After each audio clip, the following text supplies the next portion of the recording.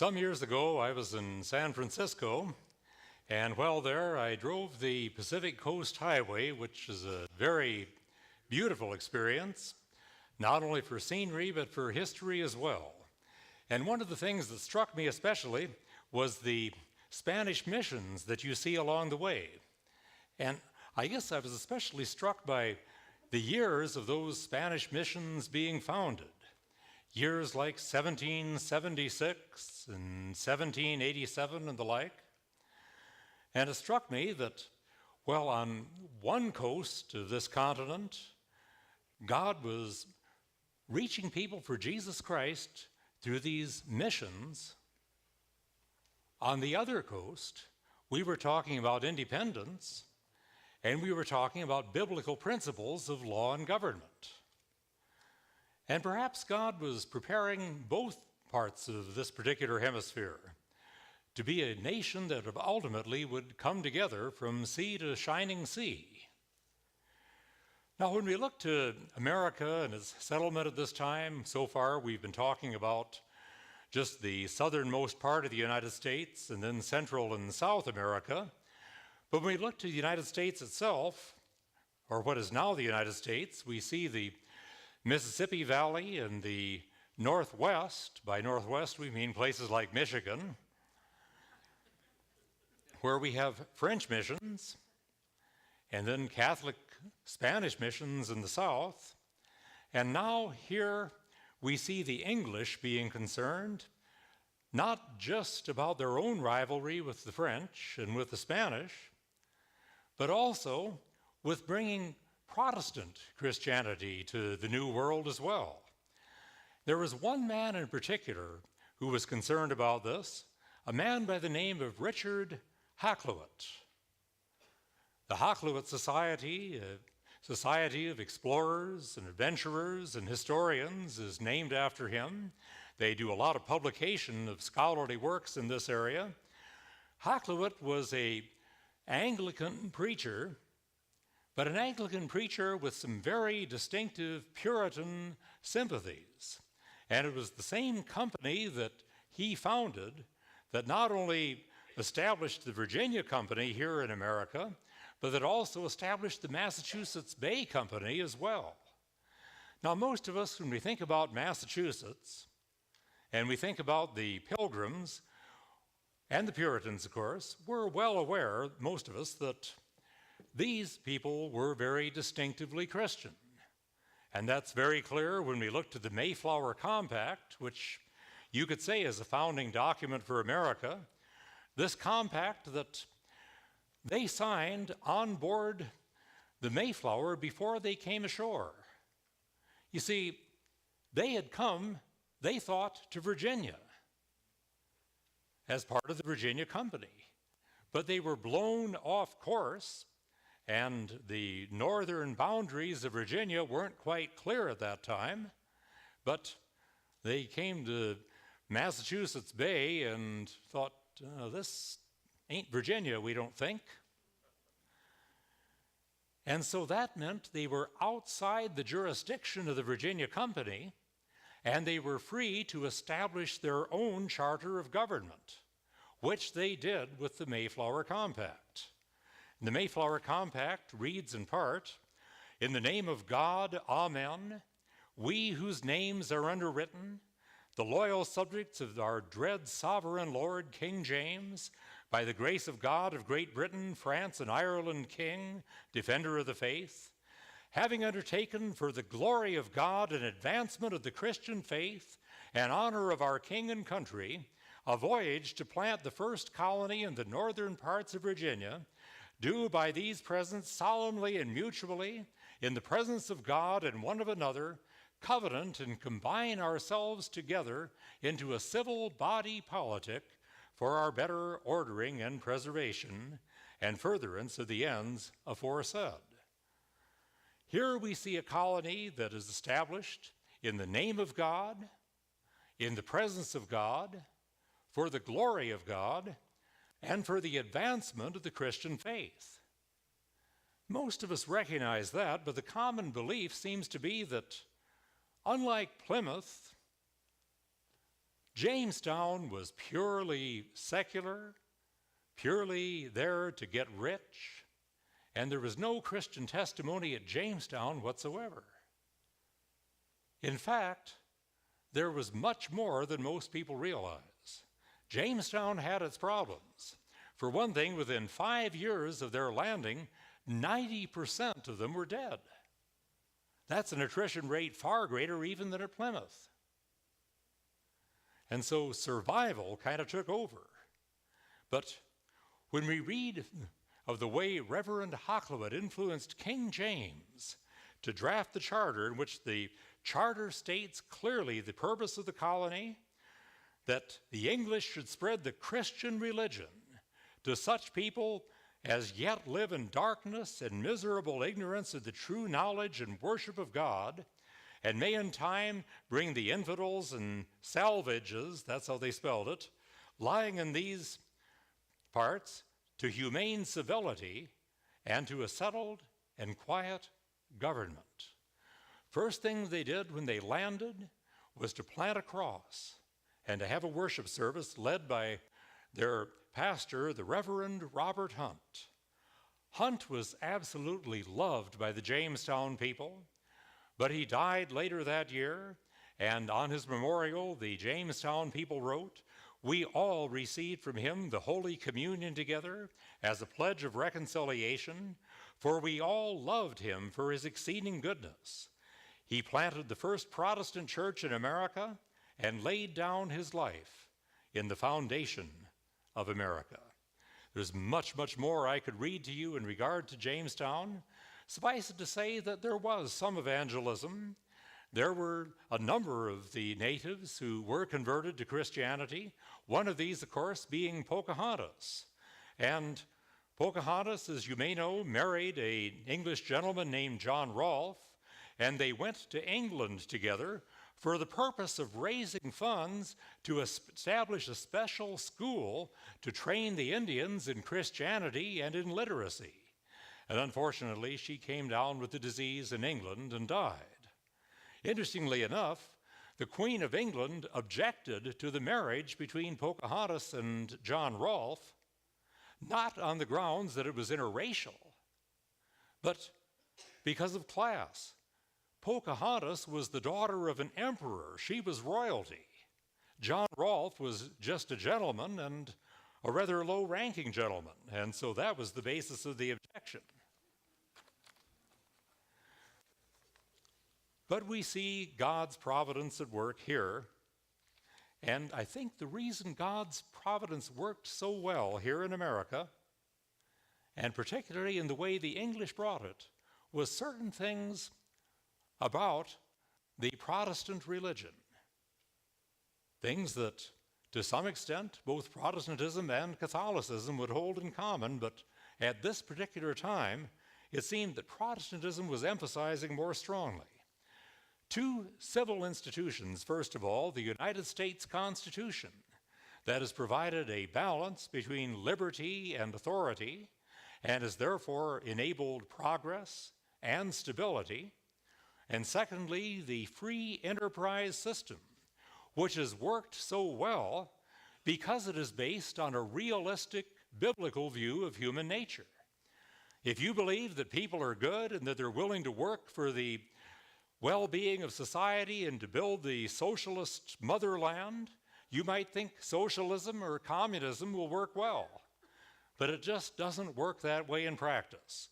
The commissar can come out to the commune and give a rousing oration about the need to work to build the Soviet system, and that might fire up the workers for half an hour. But to get people to produce over the long run, you need the profit motive that free enterprise supplied. Interestingly, Jamestown first tried a communal system. It led to starvation and failure. They went to free enterprise. From there on, it worked. Plymouth likewise began with a communal system, and there too it led to starvation and failure. And then, as Bradford says in his History of Plymouth Plantation, each man was given his own plat to work, and from there on, they were prosperous. But then we need to look too at certain religious doctrines that made these work so well. One of these is the doctrine of the priesthood of all believers. The doctrine that the Reformers said that every plowboy should be able to read and interpret the Scripture for himself. Well, if that's your goal, you better make sure every plowboy knows how to read. And so, in Protestant countries, and particularly in Calvinist countries, we see very, very widespread literacy. And that widespread literacy not only enabled them to read the Scriptures and know the way of salvation, but it also enabled them to be responsible voting citizens as well. Also, in this priesthood of all believers, the idea that we're all priests before God, there is also an implied concept of equality there in that concept. And equality in the sense that we are all equal before God and all equal before the law. Third, it provided practical experience in church government. Unlike the hierarchical systems of government, particularly those that we would see in Catholicism, but also in Anglicanism, you see among the Puritans and among Lutherans and others, either government by regional synods or government by local congregations. So practical experience in self-government. And then what we sometimes call the Puritan work ethic. The idea that whatever we do it heartily unto the Lord, because we are all exercising priesthood. We are all in ministry. For some of us, our priesthood consists of preaching in a pulpit. For others, it might be farming or business or medicine or law or politics or military service, but sacredness of all vocations.